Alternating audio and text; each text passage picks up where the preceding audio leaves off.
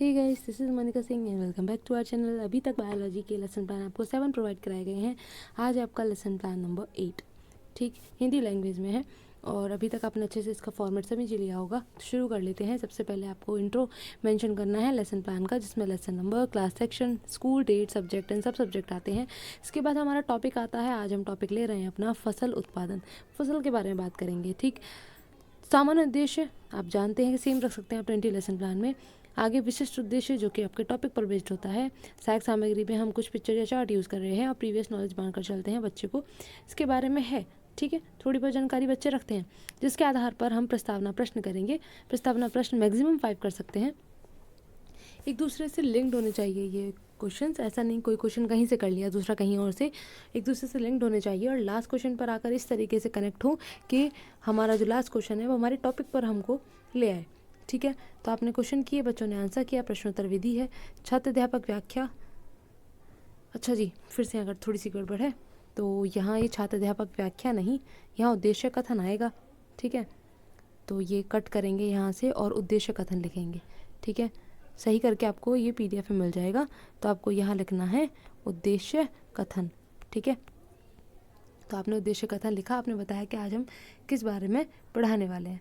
ठीक, फिर छात्र ने ध्यान से सुना और आगे चलते हैं तो विकासात्मक प्रश्न किया जाता है फसलों के प्रकार के बारे में।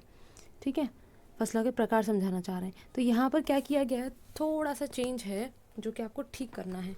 ठीक, क्योंकि ये पहले से तैयार था तो इसमें कुछ चेंज नहीं किया गया, लेकिन मैं आपको समझा देती हूँ। तो आप क्या करेंगे कि विकासात्मक प्रश्न जो पूछे गए हैं बीच बीच में अलग अलग पूछे गए हैं और एक्सप्लेनेशन प्रकारों की अलग अलग दी गई है। ठीक, जैसे कैसे देखेंगे, यहाँ एक प्रश्न पूछा गया विकासात्मक, इसके बाद में यहाँ बीच में एक पूछ लिया गया, फिर एक्सप्लेनेशन दे दी, यहाँ एक पूछ लिया गया, फिर एक्सप्लेनेशन दे दी। ठीक है, तो इस प्रकार से आपको नहीं करना है। आपको क्या करना है कि सारे जो प्रश्न है ना, पहले वाले पॉइंट के नीचे यहीं पर 1 2 3 यहीं लिख लेने एक साथ, उसके बाद में फिर आपको एक्सप्लेनेशन दे देनी है। ठीक है, बीच बीच में नहीं करना है। तो आप ये कर लेंगे। ठीक है, आई होप समझ में आ गया होगा। इसके बाद में नेक्स्ट आपका आता है, यहाँ तक ये पूरा हुआ जिसमें आपने जायद की फसल तक बताया, बच्चों ने रेस्पॉन्स किया, वो आपने लिख दिया। फिर नेक्स्ट फसल उत्पादन के चरण आप समझा रहे हैं। ठीक है, तो यहाँ हमने क्या किया है, फसल उत्पादन के आप इसमें से 1 2 प्रश्न कर लेंगे अपनी तरफ से। आपको बनाना आ गया होगा, इतना तो समझ में आया होगा ना। तो छोटे मोटे से कोई प्रश्न कर लीजिए कि हम फसल कहाँ उगाते हैं।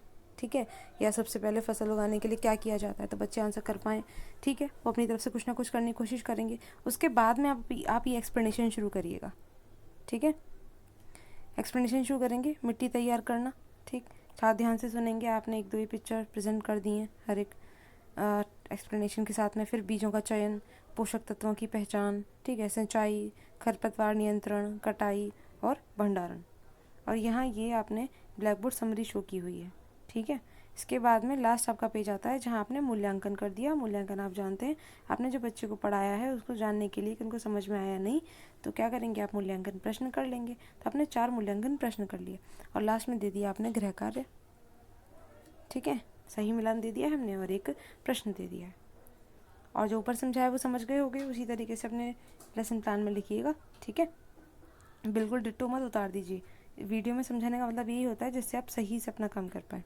ठीक है, तो कोई भी क्वेरी होती है तो आप पूछ लीजिएगा, PDF टेलीग्राम पर मिल जाएगा। नेक्स्ट वीडियो में मिलते हैं। Thanks for watching.